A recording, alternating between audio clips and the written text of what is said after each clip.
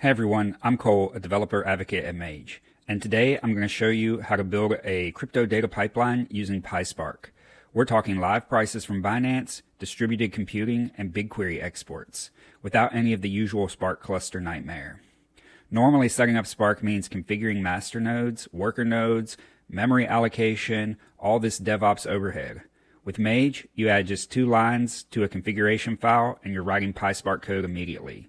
No cluster management, no yarn configs, none of that. You get distributed computing without the complexity. Let's go ahead and get started. So the first thing you're going to want to do is you are going to want to build a pipeline. So from the Mage Pro homepage, we're going to hover over our left-hand navigation menu and click our Pipelines button.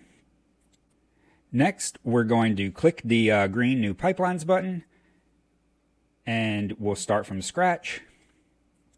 And this is where you can create a new pipeline. Just add a name and create that new pipeline. I already have a pipeline created, so let's go back to the pipelines page. And we are going to click this Spark demo. So we'll click into the Spark demo pipeline. You'll see I'm on the triggers page now, but let's go ahead and head over to the editor. And from the editor page, you'll want to pop out these 2 sidekicks here, just so that you can see everything that Mage has to offer. On your right hand side here, you have your dependency tree. On your left hand side, you have your files that start to load here.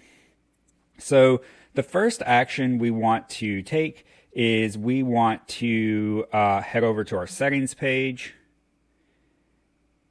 and just give that a second to come up. You're going to want to find this single process execution, and you'll want to toggle it from, it will show up as disabled, but you'll want to toggle it to enabled, and then save the pipeline settings here. So once you have saved your settings, you'll want to go ahead and hover over the left-hand navigation menu here, click the editor button, and that will take you back into your pipeline editor page. So you'll want to go ahead and pop out these sidekicks again. So the next thing we're going to want to do is we will want to edit our megadaga.yaml file for the specific Spark demo pipeline. So we're going to drop down the pipelines folder here, and we will also, I guess I already dropped it down, but you'll want to drop down this Spark demo folder and then click the megadaga.yaml file. This will open up a new tab. And you are going to want to edit 2 configurations, and I will show you those. The first, you will want to make sure that your catch block output in memory is true, and that your run pipeline in one process is true as well. Both of these I've already changed to true. They may both indicate false, but you'll want to find again that run pipelines in one process, switch it to true, and if it's not true already, that catch block output in memory, you'll want to switch that to true as well. We didn't make any changes here, so we don't have to save anything. We can go ahead and close this. And let's go ahead and just close this tab out. And so the next thing we can do is we can just kind of look at the code. You can see that that this is written in PySpark. So we're going to create a schema. So we have our schema created from getting trades from Binance API. And if you scroll down, you are just really returning a data frame here. So you can see that here's some example trades that it's going to print for you. And then you can see a sample output here of the trades that of the different coins that you're looking at. The next thing we have is a PySpark transformer. So really all we're doing is passing the data down from the upstream block.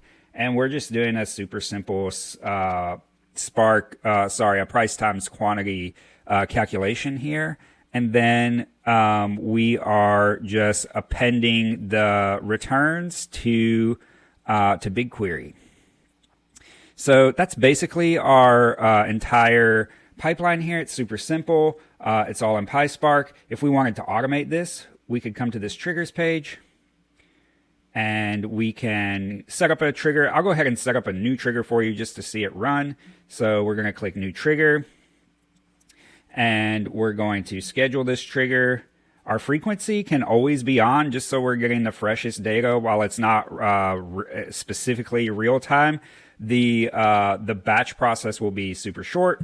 It will run through that pipeline about every, I don't know, 20-ish seconds. So we'll leave this always on, just so we're getting the freshest data possible. We'll hit save changes. We'll enable the trigger. And you can see it start to run here. If you want to click into this, to the specific block runs, you can see the initial run start. So you can see this running here. And as each block finishes, you will see the blocks continue to run. Let's go ahead and give it a second. You see it completed. We're running the second block. Completed. We're running the third block. Completed. And then let's go ahead and go back, and you can see that once that run finished, you'll kick off another run here in a second as well, and you can see that second run start. Let's go ahead and go back to the Mage Pro homepage, and that will be it for me today. Once again, this was a super quick, down and dirty way that you can run PySpark in your Mage Pro batch data pipelines. I hope you enjoyed the video and have a great day.